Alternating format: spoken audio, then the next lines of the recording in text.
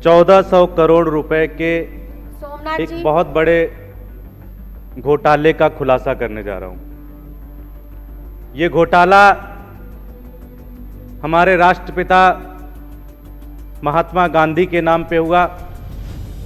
ये घोटाला उनके प्रतीक चिन्ह खादी के नाम पे हुआ और बड़े दुख और शर्म के साथ ये कह रहा हूं कि ये घोटाला किसी और ने नहीं बल्कि दिल्ली के उपराज्यपाल महोदय विनय कुमार सक्सेना जी ने किया, जब वो खादी के चेयरमैन थे।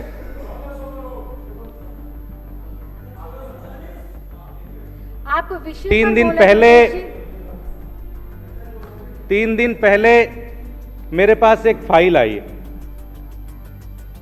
ये फाइल पढ़ने के बाद मैं दंग हो गया कि किस तरह से नोटबंदी के दौरान जब सैकड़ों लोगों की जान चली गई, हजारों लोग बेघर हो गए, लाखों लोगों की नौकरी चली गई, लाखों लोगों के बिजनेस तबाह हो गए, लोग भूखे थे, अन्न के लिए तरस रहे थे, उस समय हमारे एलजी साहब 1400 करोड़ के भ्रष्टाचार में लिप्त थे।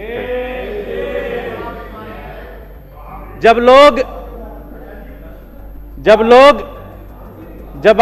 लोग अपने पड़ोसी के घरों में जा जाके कह रहे थे जी कि खाना नहीं है, जब पूरा देश निकल गया था, राशन की बोरियां बांट रहा था एक एक घर में जाके, उस समय विनय कुमार सक्सेना जी 1400 करोड़ रुपए का घोटाला कर रहे थे इस देश के अंदर। यह घोटाला बहुत शानदार तरीके से चल रहा था, पता भी नहीं चलता किसी को कि ऐसा कोई घोटाला भी चल रहा है। लेकिन मैं इस सदन के माध्यम से उन 2 कैशियर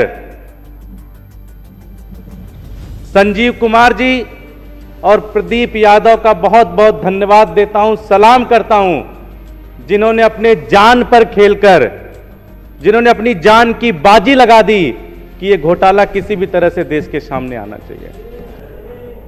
जांच हुई, आज मैं उनका स्टेटमेंट, जो जांच के दौरान उन्होंने स्टेटमेंट दिया, मैं आपके सामने वो स्टेटमेंट पढ़ना चाहता हूं। संजीव कुमार जी, जो कि खादी ग्रामोद्योग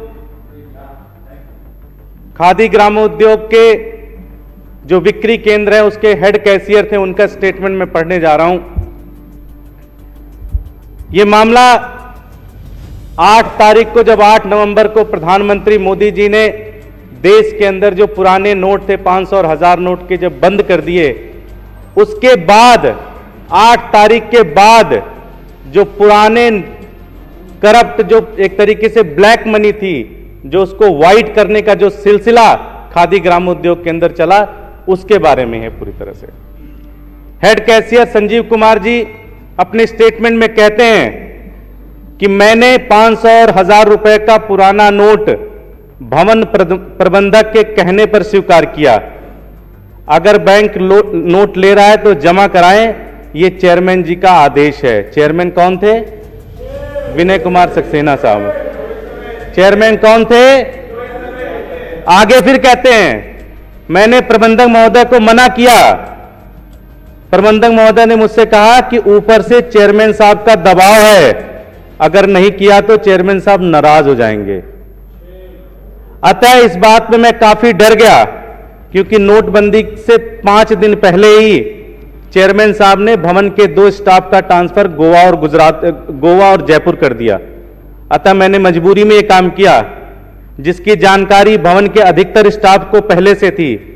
इस कार्य के लिए प्रतिदिन प्रबंधक बिक्री कक्ष में अजय गुप्ता जी मुझे भवन प्रबंधक कक्ष में बुलाते, पुराने 500 और 1000 के नोट बदलने के लिए देते और कहते कि आप प्रतिदिन अजय गुप्ता जी को नोट बदल के दे दिया करो। जो भी मैंने अनुचित कार्य किया वो प्रबंधक श्री ए.के. गर्ग के दबाव में किया और इसकी पूरी जिम्मेदारी ए.के. गर्ग जी की है। मैं ये शपथ पूर्वक कहता हूं कि इसमें मेरा कोई दोष नहीं है। मैं बड़े दुखी मन से बैंक में कैश जमा कराता था और मेरे करीब 7 दिन के अवकाश के बाद दूसरे जो प्रदीप यादव एलडीसी को मेरी अनुपस्थिति में हेड कैशियर के रूप में काम करते थे, सही बात तो यह है कि मैं अपने ट्रांसफर से बहुत डर गया था। यह कार्य इसलिए किया क्योंकि कुछ दिन पहले भवन के स्टाफ की मृत्यु दिल्ली से बाहर जाने पे हो गई थी। मेरा इसमें कोई दोष नहीं है, पूरा दोष भवन प्रबंधक और अजय गुप्ता जी का है। भवन प्रबंधक जो है AK गर्ग साहब है, गुप्ता जी जो है फ्लोर मैनेजर है। ये इनका स्टेटमेंट है। जब इन्होंने देखा किस तरह का भ्रष्टाचार चल रहा है, इन्होंने छुट्टी ले ली। छुट्टी लेने के बाद इनके जूनियर प्रदीप कुमार यादव जी थे, उनको बनाया गया हेड कैशियर। उन्होंने क्या कहा आप सुनिए। नोटबंदी 8 तारीख को हो गई। 9/11/2016 के बाद हमने ग्राहक से कोई पुराने नोट नहीं लिए। जो भी नोट जमा हुए काउंटर कैशियर द्वारा जमा किए गए, नए नोट हेड कैशियर के पास जाते थे। इसके बाद वह नोट श्री AK गर्ग साहब के आदेशानुसार, AK गर्ग कौन है? प्रबंधक साहब, एक मिनट।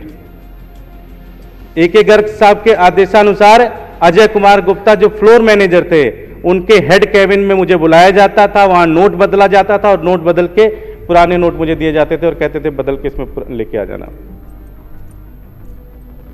उसके बाद नोट को कैशियर बैंक में जमा कराते थे। श्रीमान प्रबंधक AK गर्ग ने हेड कैश पर काम करने के एक दिन पहले शाम को अपने कैबिन में बुलाकर हमें नोट बदलने के लिए कहा।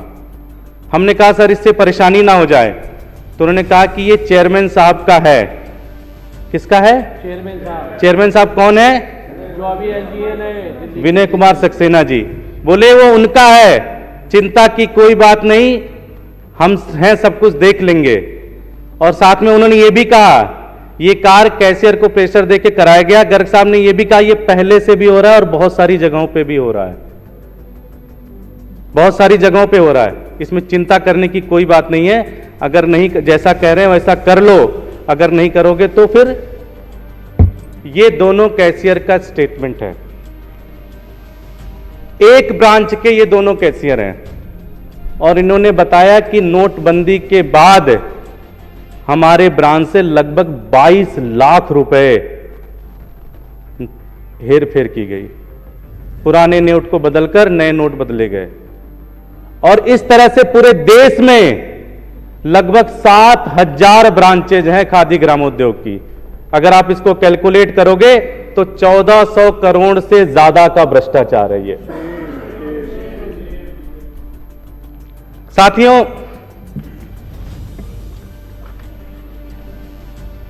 ये बेचारे ये दोनों बहुत डर गए, लेकिन बड़े छोटे लोग थे, बड़े गरीब लोग थे, लेकिन इन्होंने हिम्मत नहीं हारी। इन्होंने देश के हर फोरम में इसकी शिकायत की कि हमसे ये गलत काम कराया जा रहा है। जांच हुई और इस देश का दुर्भाग्य, इन लोगों का दुर्भाग्य, हम लोगों का दुर्भाग्य कि उस जांच की अध्यक्षता किसने की? जिनके ऊपर आरोप था,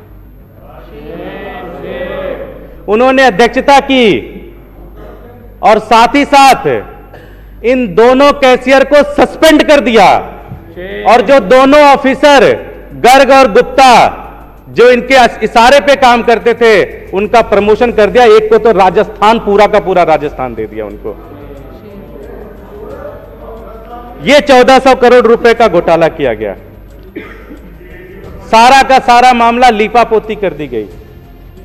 CBI में भी मामला दर्ज किया गया और सबसे बड़ी बात यह है कि CBI में इनका नाम तक नहीं लिखा गया। CBI ने ना कोई रेड की, ना कोई पूछताछ की इनसे, सब कुछ ऐसे ही छोड़ दिया।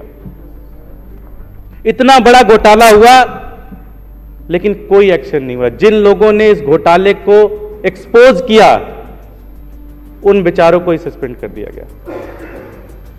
साथियों, हमने महाभारत की भी कहानियां सुनी है, हमने रामायण की भी कहानी सुनी है। इस कहानी में क्या है? कहानी में एक ही चीज है, सच्चाई कभी नहीं हारती। लेकिन ऐसा लगता है इस मामले में सच्चाई हार रही है।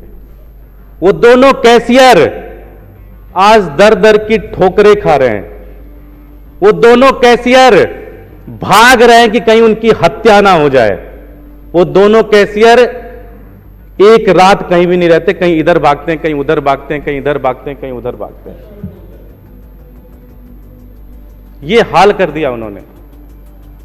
मैं इस सदन के माध्यम से ये मांग करता हूं कि सीबीआई के एप्लीकेशन में, सीबीआई के एफआईआर में विनय कुमार सक्सेना जी का नाम डाला जाए।